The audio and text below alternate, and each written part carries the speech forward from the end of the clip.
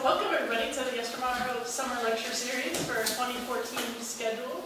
And we have 10 or 11 lectures lined up for this summer. This is our second one, all the Wednesdays through the end of August. And we're excited to have a whole different spectrum of people here to talk about different aspects of design and building.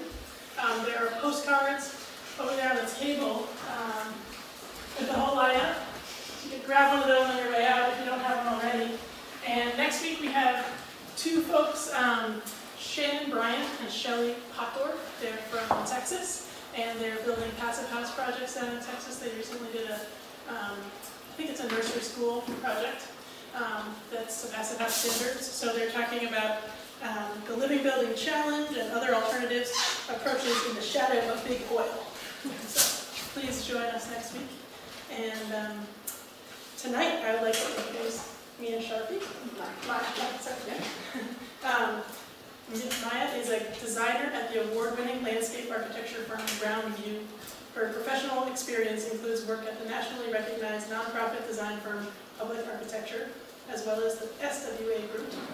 She is a founder of Proactive Practices Research Collaborative, which works to identify and publicize emerging models of financially sustainable social impact design for the built environment.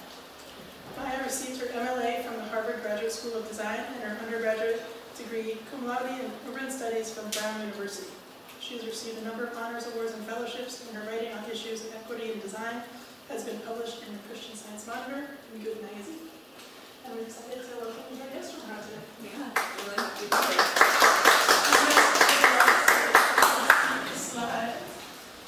Great. So first of all, thanks for having me. It's so nice to be up here. It's really beautiful. I even really like the rain.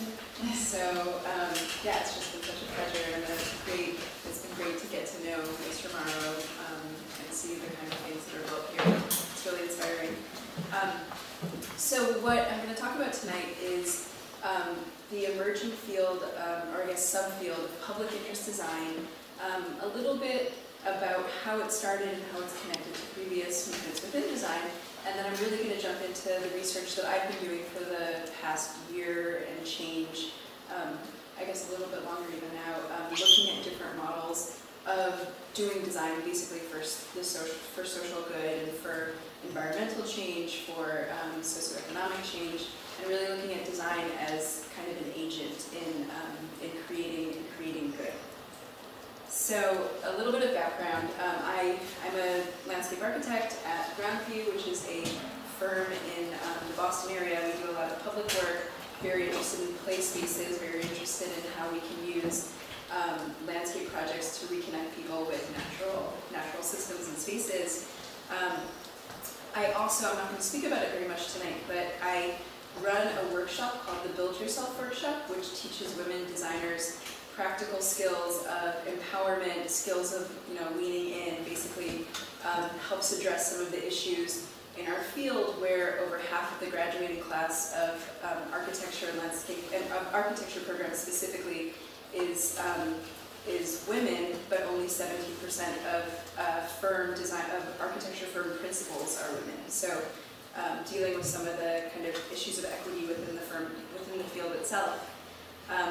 And then I'm also a design partner in a pop-up dinner club called Black Trumpet. So I'm very interested in how design and applied built environment design can really be something that catalyzes communities, brings people together, brings more justice and connectedness to our world. So a little bit about how I got interested in design in the first place. I was always a little bit of a science nerd, really liked to understand why things did what they did, very interested in the systems thinking that went with that, and I was also very interested in societal issues, social studies. My mom is a social worker, very interested in people systems, and so when I was thinking about what I wanted to study, I felt really torn between these two ways of thinking that I think sometimes you're told you have to choose one way or the other. And even though I didn't know that it was important at the time, I'd always been kind of a maker and a tinkerer and liked to use my hands and like to dream up ideas. And then, I did a lot of work with fabric and paper and basically crafting kind of stuff. And so I found, before I found design, I kind of found the environment at large. And so I grew up in a city, very much not a hiker, not an outdoors person, always complained about, being dragged outside. And then I took a year off before starting college and got a chance to do a lot of hiking in a very different environment than Chicago's, environments that I'd grown up in, and just kind of fell in love with the poetics of land and landscapes. And I didn't really know what to do with it, but things all kind of came together, and I found the field of design. So architecture was really intriguing to me because it was a way of combining all of these interests and working creatively. But when I looked at what was being produced within the field of architecture, it was fairly disappointing. There were a lot of projects dealing, solving issues for very wealthy people, oftentimes very, very heavily pushing forward agendas of gentrification. Architecture was being used as a kind of scrim, a stylistic surface layer on top of the agendas of companies like Gucci and Chanel, and new hot buildings were being designed and put out there in order to get the agendas of upper class and kind of luxury products out there. And then you'd see, especially in the rest of the world, these appalling kind of juxtapositions. So that is a building that I think is actually, construction is finished, I believe at this point. It's in Mumbai. It's actually a single family residence, and it's 27 stories tall. So it's just kind of like wacky. I mean, I still can't wrap my mind around it. And the crazy thing about it is that it's also being built right next to one of Mumbai's most intense slums, some of the most difficult conditions in the city, and it's just kind of looming over that area. And so seeing these kind of tensions, it makes you wonder, do you really want to be a part of that?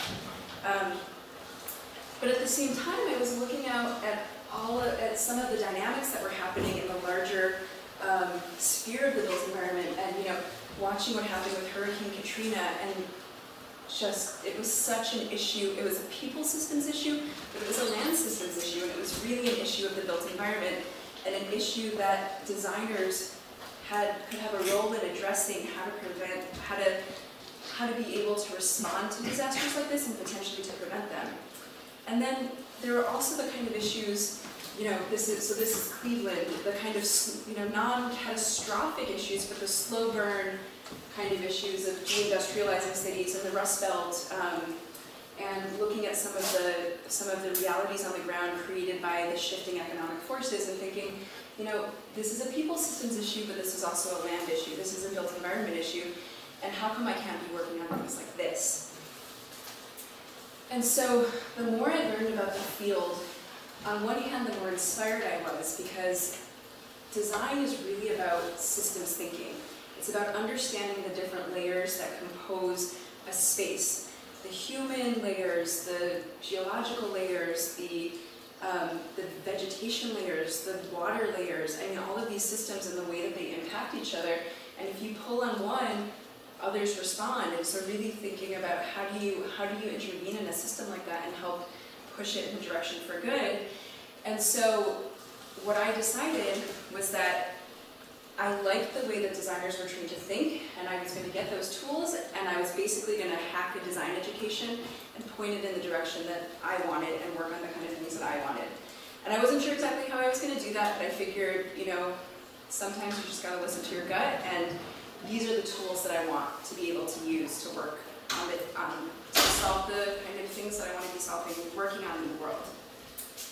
So I was very, very fortunate that I kind of stumbled across an organization in San Francisco. I was living there in between college and graduate school.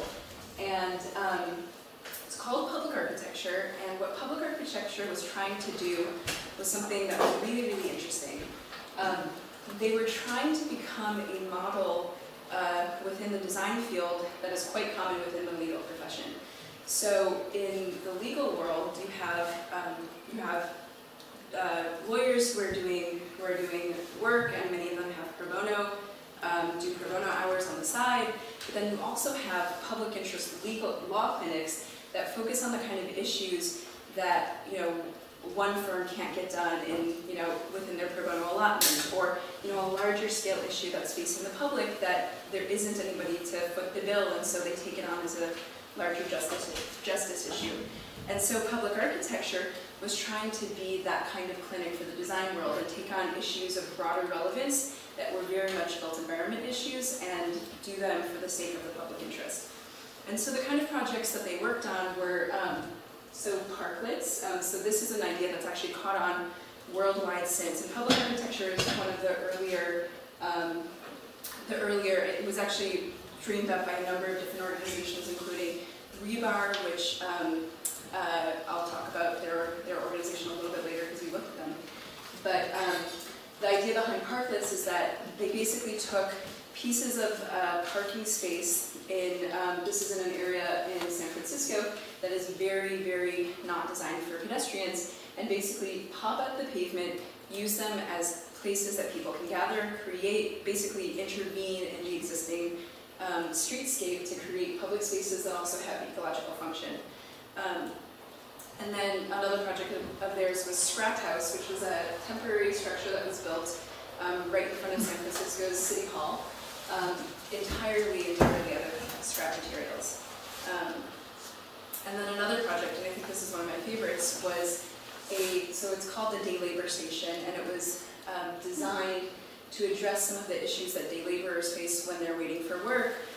They often don't have access to bathrooms or even basic amenities. There's a fair amount of worker abuse that goes on, and so day labor stations, there have been day labor centers that were popping up to give day laborers English classes or access to advocacy or support, but a lot of them have been previously happening in places like church basements. And what's key about the day labor system is that workers want to be on the street so they can see the process of pickups and getting hired and making sure that it's fair. And so a lot of these day labor centers are struggling because workers didn't want to be, they wanted the services, but they really wanted to be on the street.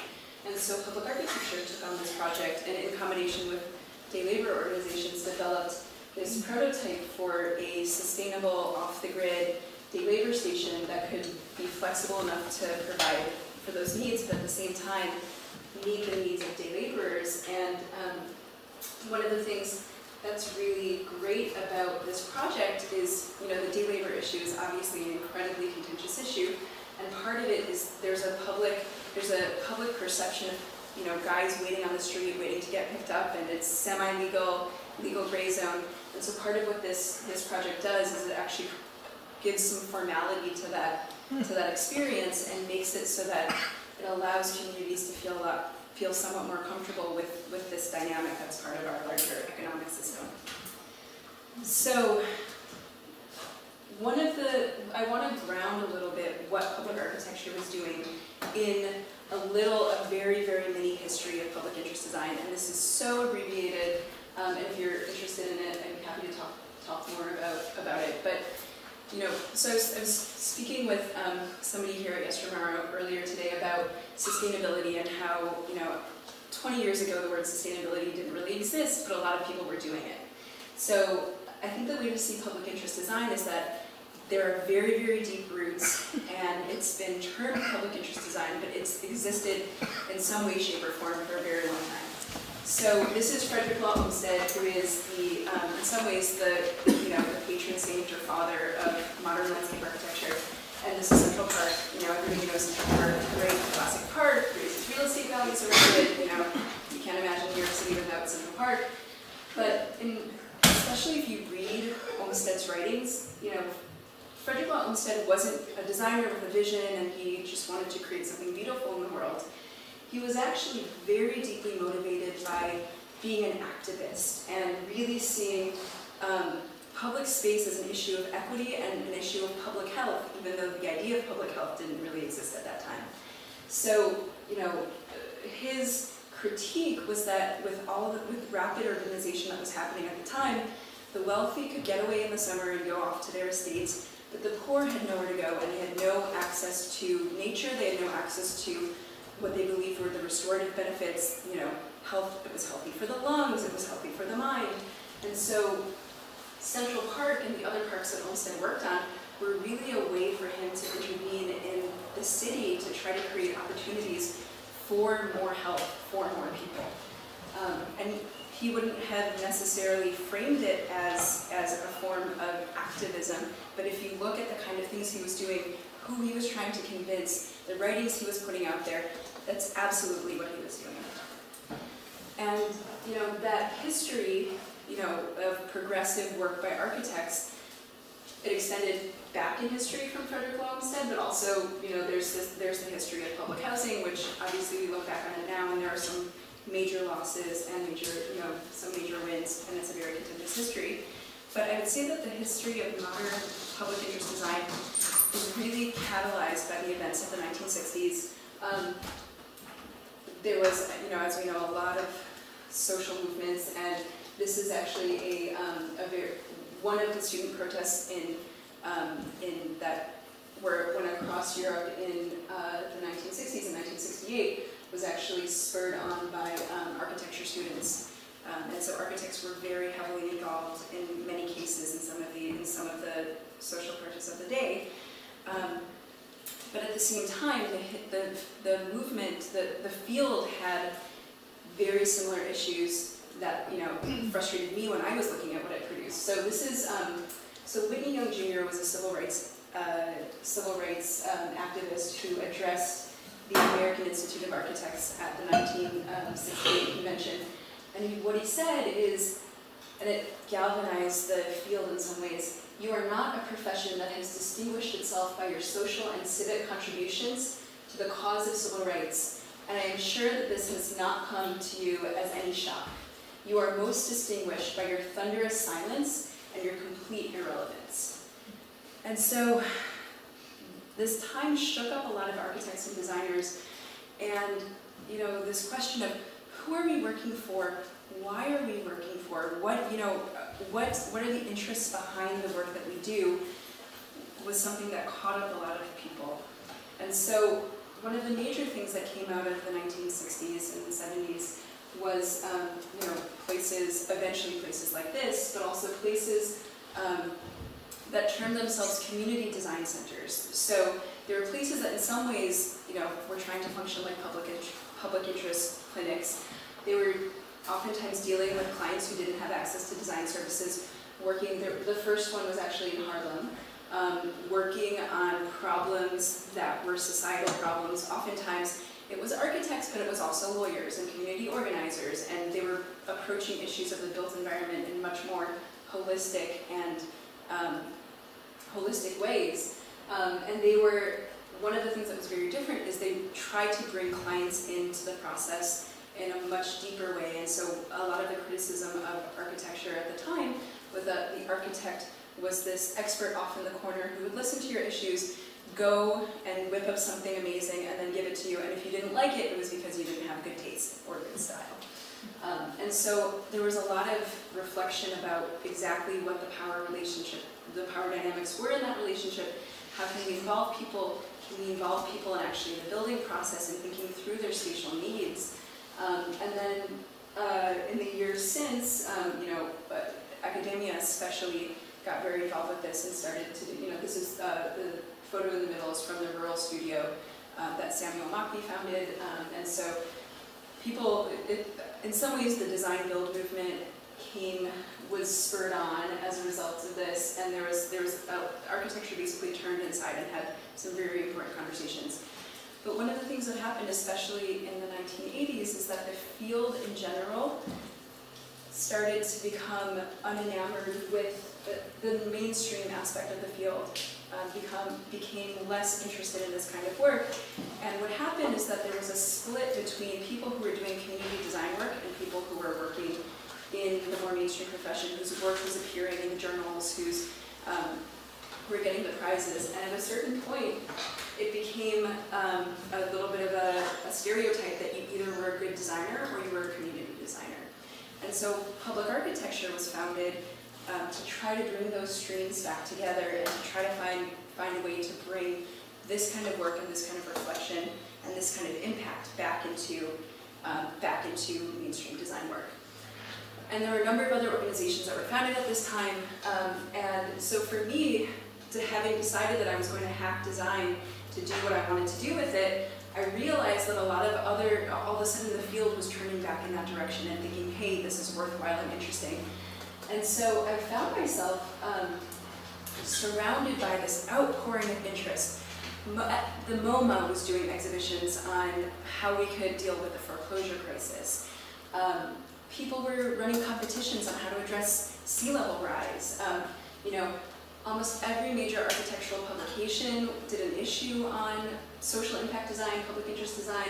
The Cooper Hewitt did a big exhibition called Design for the Other 90%, and it was dealing with the world's poor and design solutions that could help address their needs. And so on one hand, it was so exciting because there was so much going on and everybody was so interested in it. But I found myself being frustrated because at a certain level, it felt very thin. And there was all of this excitement, but everybody was talking about projects, and we were representing the work the way that the design profession oftentimes represents the work. Here's my beautiful project, here are these great photos, there's nobody in it, but can't you see that the surface is gleaming, and there wasn't much discussion about the processes that were behind that work, and there wasn't much discussion about, well, who can afford to do this kind of work? How do you pull off a project that has this kind of impact? Is that something that's a sustainable career path for people who are interested in making social impact through design? So at the same time as I was feeling this frustration, I was realizing that there was a larger shift happening in the world outside of the design sphere. And this is the rise of social entrepreneurship, the rise of ideas about the triple bottom line, economic, social, environmental. And historically, if you were a designer, you would choose, okay, I want to go work for a corporate design firm or a boutique design firm in the for-profit world, or I'm going to go work for a community design organization, or maybe for the Park Service. And I was realizing that those kind of choices that people had historically been faced with were actually getting a little bit more complicated in a really good way. So, there was the rise of things like microfinance, hybridizing business practices and nonprofit approaches in order to empower the base of the pyramid, the poorest people in the world. The rise of business models like Tom's Shoes, with you purchase a pair of shoes, and a pair of shoes gets donated to somebody who needs a pair of shoes. And really looking at businesses that were trying to find a sweet spot in between profit and doing good. And so it seemed like there were people out there who were having a design process on the way business was traditionally practiced and trying to find ways in between these kind of polarized binary options. And so I started to wonder, if that's happening in the outside world, what does this mean for architecture and design? And so that was really what kicked off the research that I started. And one of the things that I want to put out there is that I started looking at firms and nonprofits and organizations that are doing this kind of work, and one of the things that I realized is that we're at a time when things are changing so fast. These organizations are trying to find ways to deliver social good, and so they're trying things, something works, something doesn't work, they discard this, they discard that, and so the research I'm doing is really, about taking a snapshot of something that is moving really rapidly, and what it looks like now might not be what it looks like later, but in some ways it's also a really exciting opportunity because we're at a time when all of a sudden people are putting so much creative energy towards trying to figure out how to create good in the world through many means, not just design, but design in specific. And so it's really an opportunity to get a sense of, what's going to work, what's not going to work, how do we share strategies, how do we, build the bicycle as we ride it, and then help other people do the same thing. And so at this point, we've interviewed about 14 practices, and they range from, very small nonprofits to for-profit firms that are doing this kind of work to academic outfits within academic institutions that are hybridizing teaching and delivering social impact, all the way to large multiple thousands of people firms that have an in-house pro bono arm. And the idea is that we're really interested in the diversity of ways to do this kind of work, because there are different people out there with different things that motivate them. Some people want to be working on one project in one community their whole life, and it's really about those deep connections. There's some people who are very interested in scale, and so by looking at these different models and really saying, what does this tiny nonprofit have to do with this huge firm, and what can we learn by putting them up against each other, we actually start to understand more about what's possible. So what I'm going to do is take you through a few of the strategies and models that we picked out from our research. And so the way that I've organized it is to really look at the traditional design process that a design firm goes through. So from pre-design, where it's the initial concept, through schematic design and design development, where those concepts get refined, construction documentation, where you do the drawings that say this is exactly how it's going to be built, to construction administration, where you're overseeing the process where a contractor is putting together the project. And in some ways, this is such a fictional diagram, because this is the way it's supposed to work. This is the way that architecture firms organize their billing and organize the way that they structure projects. On the other hand, a design project is incredibly messy, and these processes kind of loop into each other. And at a certain point, you have to put the pencil down, even if you're not done. But for me, because these firms are so different, and these organizations are very different, really looking at the process by which design is delivered and trying to understand how each of these models shifts that process in order to produce the outcomes that it wants to produce is a really good way that my research group has found to compare them. So, okay, so strategy number one that we found is expanding the scope of design services. So historically, a client comes to you with a project, hey, I need a new home, hey, I want to redo the landscape around our arts institution because we want to have a sculpture garden.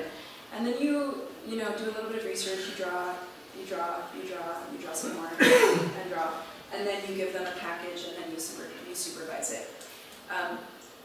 But the firm that I want to talk about is a firm based in Boston named Untitled. And Untitled operates in some ways in a traditional way, and in some ways they've moved really past that. So this is Boston's Old Port area. It's an area that, there was a lot of, due to deindustrialization in part, there was a lot of land that was to be redeveloped, and in some ways it was super up for grabs. Nobody knew what was going to happen there. There were a lot of competing interests. It was a very, very messy, complicated public process. But Untitled got involved in it, and this is what what this area looks like with a couple of arts institutions. But it really was, in some ways, I don't believe that any site is tabula rasa, but in terms of what could be there, it was tabula rasa. So what Untitled does is they really see themselves not just as problem solvers, but as agents in the whole messy network, the messy human process of design. And so they actually did a diagram that diagrams out the building process and the regulatory process, and they try to understand all the actors and processes within it, because they feel that they can add value by it. This process is incredibly messy, and the process of figuring out what the issues are, and even writing a project scope to begin with about, what could this be, is something that architecture firms oftentimes wait for their client to figure out, but Untitled very much gets involved in that process. And so a lot of their stuff, the products of their work don't look like traditional products of architectural work. So this is some work that they did in New Haven, I believe, where they were looking at industrial land that needed to be rezoned, and they were developing new building typologies for live-work spaces, and then they were actually moving backwards and writing the zoning code to allow for those kind of spaces. So really doing very interesting kind of high-level thinking in order to change some of these dynamics in these cities.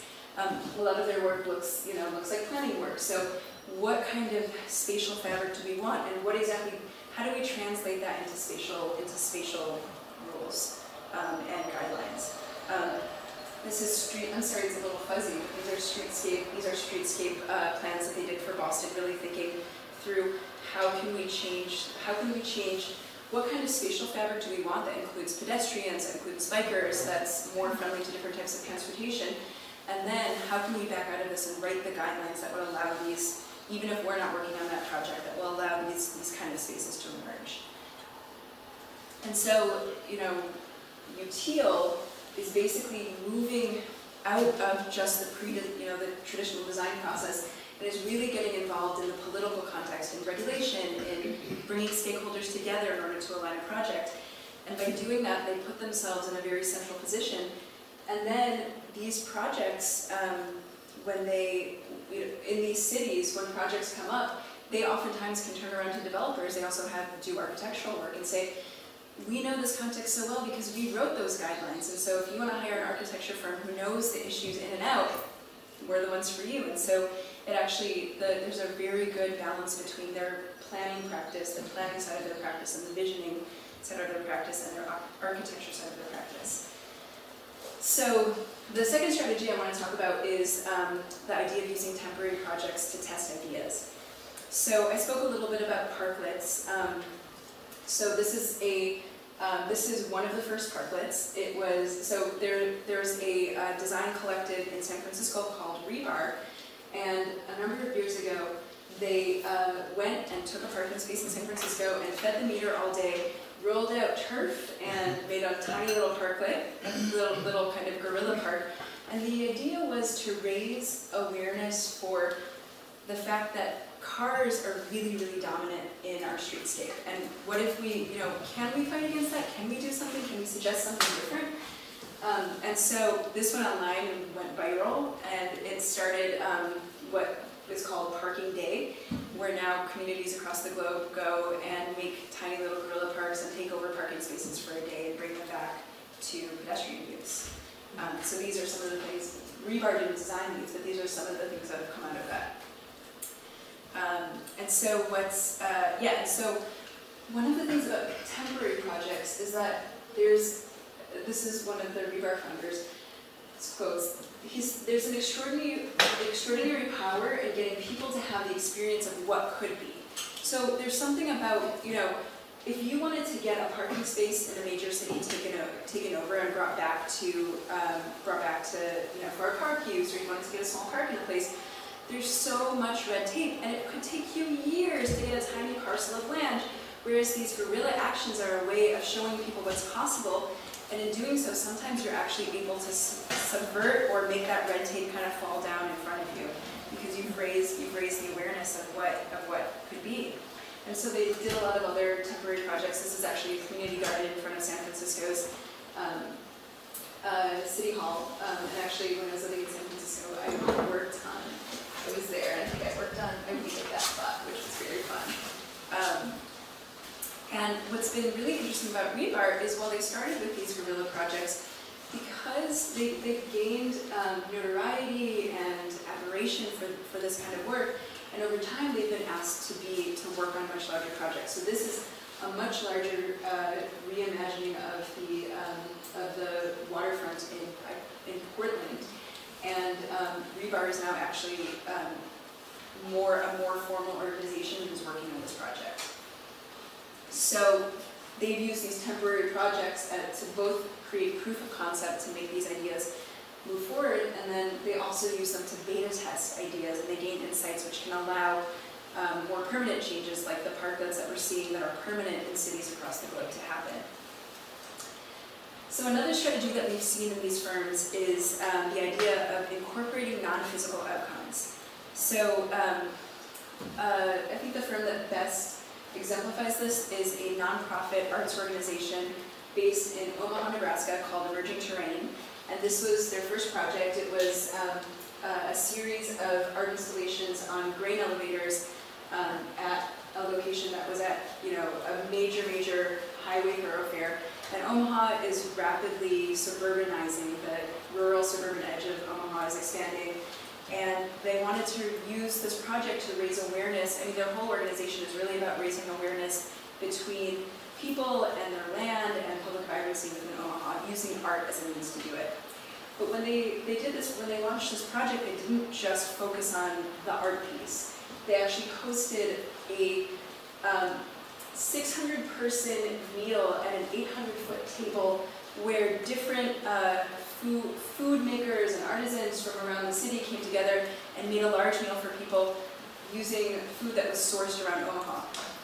And one of the things that emerging terrain can point to as its impact is there were multiple food businesses that came together and spun out of this meal, and so not only did they have the impact on the physical fabric, but they actually created new linkages that started to create more of a vibrant food movement in Omaha. This is something that is a huge part of their process in general, so they host salons and talks for the community where they talk about issues that matter. And one of their projects was a mobile exhibition that dealt with that issue of the changing landscape between the rural and suburban edge. But instead of hosting it somewhere downtown, waiting for people to come to them, they actually put it on a truck and drove it out to the areas that they were focusing on, and really worked to get people involved in the work that they were doing.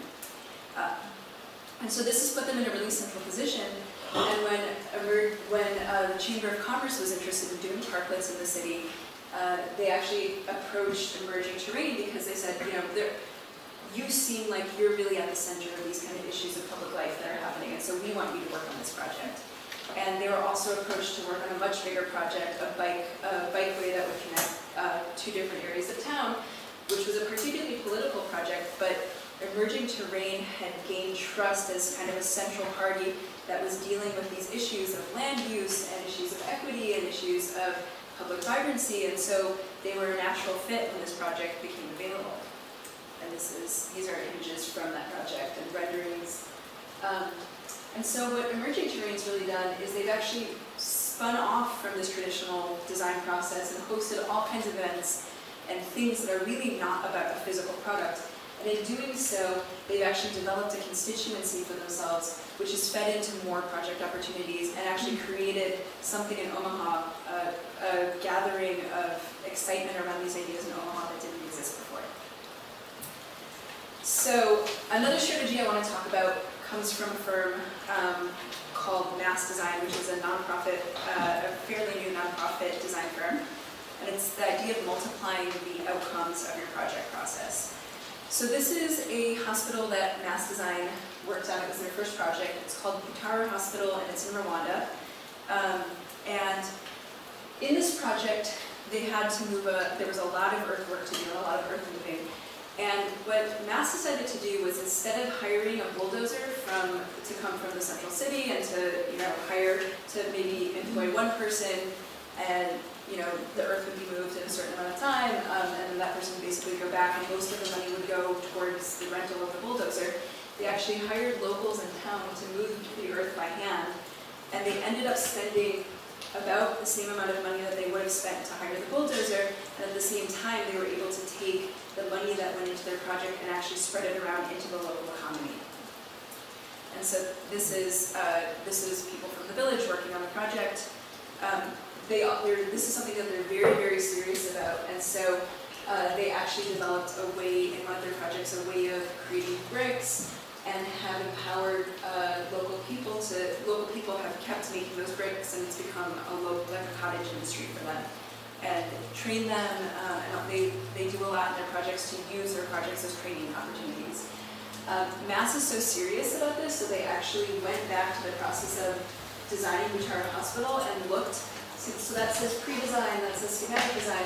They actually charted the design process in a loop and tried to figure out the key moments where they had made decisions that created community impact.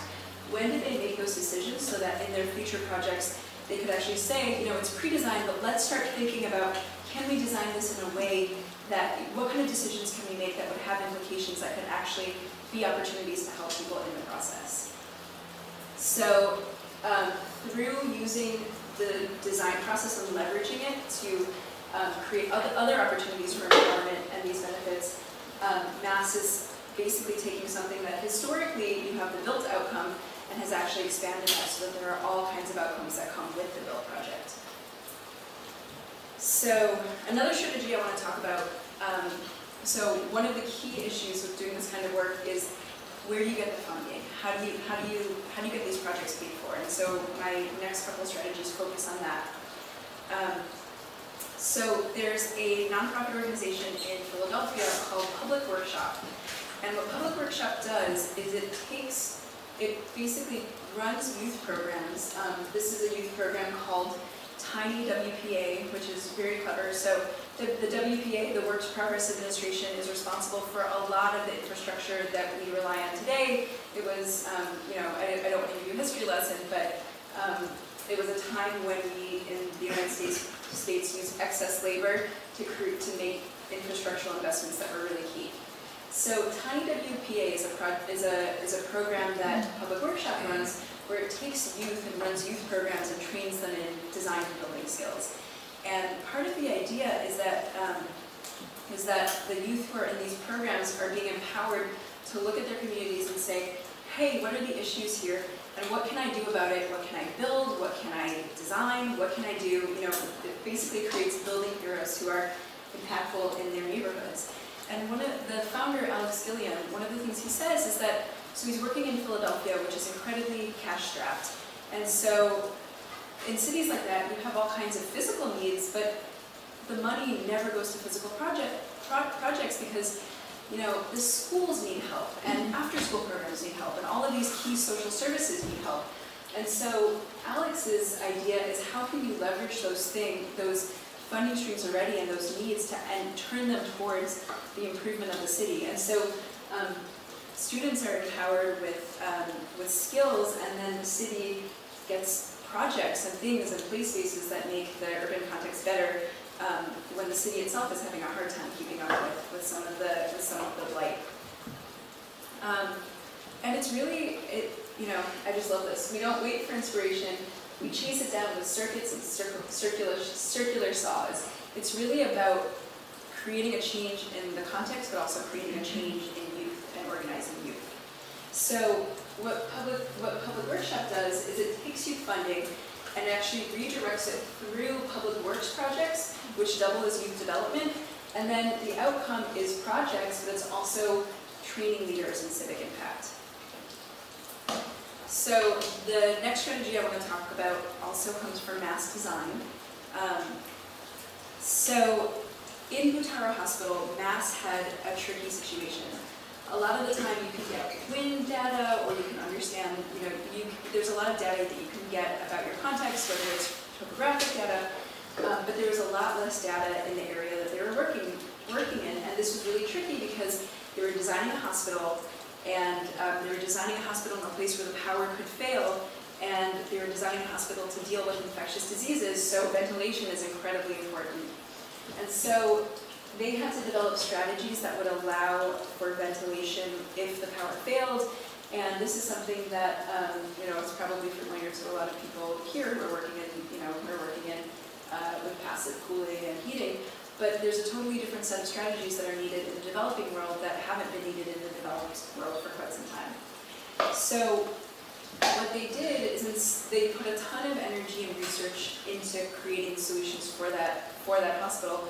But what they did is they also took those solutions and started to think prototypically about them and started to collect insight and research on how to design for healing, and especially I think their expertise is in how do you do this in the developing world context where you're not dealing with the same set of resources, but sometimes you're also not dealing with the same set of constraints. So just for an example, in the United States, if you proposed, instead of moving earth with a bulldozer, hiring a bunch of people to do that, that would never be financially feasible.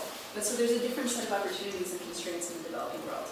So they were actually hired by USAID to develop a set of resources that came out of that knowledge that they developed through doing these projects. And in doing so, it's actually allowed them to gain more funding and at the same time allow their impact to be greater.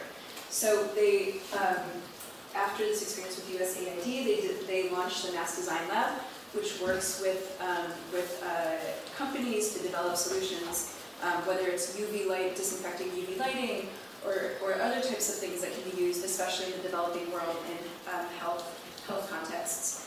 And this is something that we've seen other practices that we've contributed do. So this is IDEO.org, which is the spin-off nonprofit of IDEO, which is a design consultancy.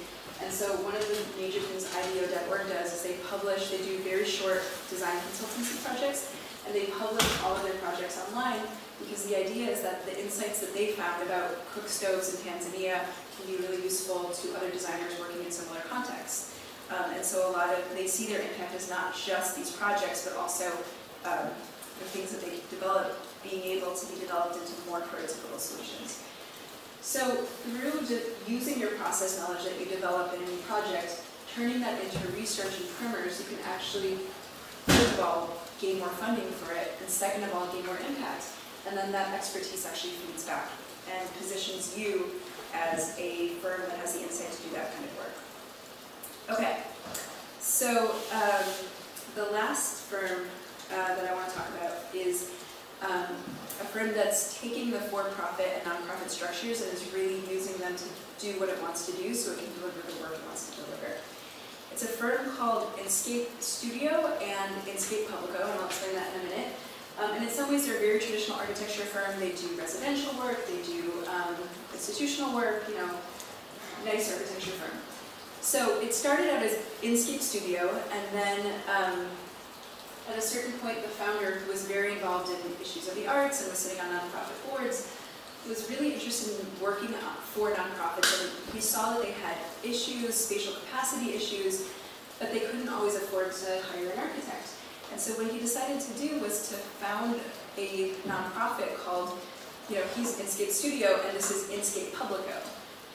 And so Inscape Publico actually doesn't have any employees. It's a 401k, but it basically works for nonprofits at reduced rates, and it uses its 401k status to raise funds from which is something from grants from foundations, which is something that Inscape Studio can't do. And so it raises funds and then basically subcontracts to Inscape Studio to do projects for nonprofits. So the projects that Inscape Publico does is it takes projects from pre-design to very, very detailed schematic design. And what this means, and for 20 cents on the dollar for nonprofits. And what this means is that the nonprofit process of doing capital projects is that oftentimes, raising money for capital projects is really hard. And it's a lot easier to raise money for projects when A, you know exactly how much money it's going to be, and B, you have something that really shows the vision that gets donors excited and they say, yes, I want to help you build that, and I can see how that's going to allow you to feed more people, to reach your constituency, etc. And so what Inscape Publico does is it leaves nonprofits with that kind of vision that they can show funders, and also a very detailed schematic set that they can use to get pricing from contractors. And then it says, see you, hope it goes really well. If you want, once you gain the funding, you can come back and you can hire a studio to do the construction documentation and the construction administration of the project.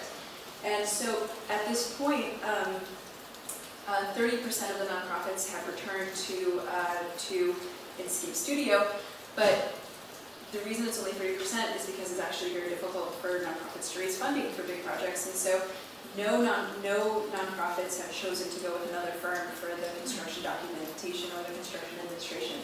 And so what the firm, and so this is another project that they did for a nonprofit. And so what the firm really has done is has used their very strong insight into how nonprofit projects get funded, and has broken up their operations into a for-profit and a nonprofit branch that work together in a very integrated way in order to deliver those kind of services, and have basically hacked the financial structure to do that. So, I know that's a lot of different case studies, but what my research group is trying to do is to really pull together these strategies for how to do this kind of work, whether it's how do you stay financially sustainable, how do you really understand what a client's needs are if they're not used to working with an architect, how do you basically produce social impact by using design as a process to do that. And so these are, we think of these as we're collecting these strategies, and we almost think of them as collect them all, baseball cards. And the idea is that when you're a designer who's trying to make impact in the world, depending on your context, depending on your skill set, it's really about grafting these strategies together and figuring out how you need to mix and match things in order to produce the kind of outcomes that you want to produce. And this is not an easy thing to do because in some ways it's a lot easier to just go the traditional way. But we really feel like there's a key role for designers to play where it's really about not waiting for a project to roll in the doors and waiting for someone to tell you what you need them to do, but it's really about getting out there and identifying problems in your world, figuring out who needs to be involved to work on them, and really putting yourself in the driver's seat of dealing with these issues. And if you're going to do that, you need to be entrepreneurial, you need to be compassionate, you need to be someone who can listen, but also someone who can do. So, just stepping back, I would say kind of big findings is that if you want to do this kind of work, it really is about people. I think designers have historically maybe shied away from getting involved in politics because it's messy, or I just want to do my work, I just want to make beautiful things. But if you want to intervene in a system and create more justice in it, then you really have to put yourself in those messy human, people-rich situations and really find good partners, work with people, work through tough issues. The other thing is that, the reason this is so key is because the kind of problems that we're dealing with today are very, very multi-layered. They're issues that involve issues of policy, issues of space, issues of the economy. And so we really need people who can think about multiple layers in the way that they interact. We really need systems thinkers. And design, people talk about architecture as one of the last great generalist professions. For better or for worse, we're trained to really think about the interrelations between things. So we should, it's an incredible asset, and it helps create vision and direction in projects. And so we should recognize that it's a very, very useful skill, and we should be putting it to use on those problems. Part and parcel of that is that some of those skills are really about our ability to test things, whether it's on paper, whether it's through modeling, whether it's through mock-ups that we create that test whether or not something is going to work. We've got the ability to kind of, beta testing and testing things, testing solutions before you design a grand plan and then some flaw makes the whole system go down. That's one of our key skills, and those are the kind of things that need to be happening in order to address some of these issues. And then lastly, so the founder of public architecture, John Peterson, my former boss, we once went out to lunch, and I was talking to I was trying to figure out whether or not I wanted to continue in the field. And he said, and so he actually grew up with dyslexia, and he said that he credits that with some of the incredible things that he's been able to do, because he would sit in the classroom and he couldn't make it work the way other students made it work. Things didn't come to him as easily, so he had to always figure out another way around to be able to do the work that he needed to do well in school. And so he said, we always think that there's a certain set of constraints because we define the problem in a certain way. But a lot of the times, if you actually think about it, you've closed in what the problem is by your thinking, and you can actually push on those constraints, and sometimes there are other solutions. So we talked about a context in which he worked with a client, and there was an issue with the daylighting, and it was just a tricky spatial issue, and every way he moved the plan around, things didn't work. And he said, some people would just say, oh, this isn't going to work, let's just go with a bad solution. But I went to the neighbor and said, hey, we're not supposed to block your visibility, but what if we swap your visibility for us allowing you to do, X on our property? And we went to them and they said yes. And so, by thinking, instead of holding the constraints that we think are firm, and inflexible, instead of holding them as inflexible, actually thinking about what actually can push here if we think about the problem differently. He said that's what I love about design. It's about that process of problem solving and creativity. And so, we really are trained and instilled with something that's incredibly powerful. So, let's use it to do something incredibly wonderful. And that's what I'm researching, is how practically do you actually get to do that day in and day out?